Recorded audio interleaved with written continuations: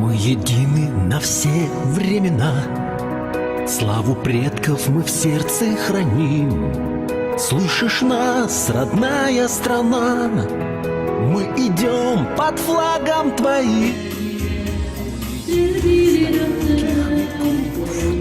Нас боятся огонь и свинец, свист картечи и холод штыков не сорвут голос наших сердец.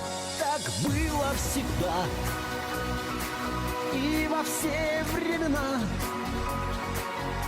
Святая Россия единством сильна. Так было всегда и останется впредь.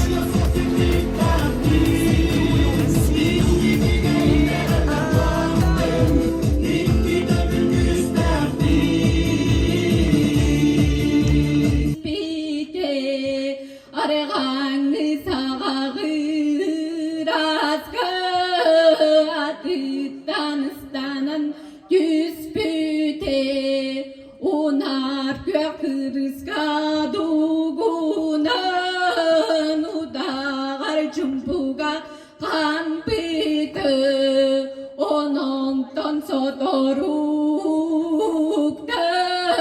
olustuk soyan kalbıdı. Мы верим в победу, когда мы едины, тогда мы сильны, тогда мы сильны.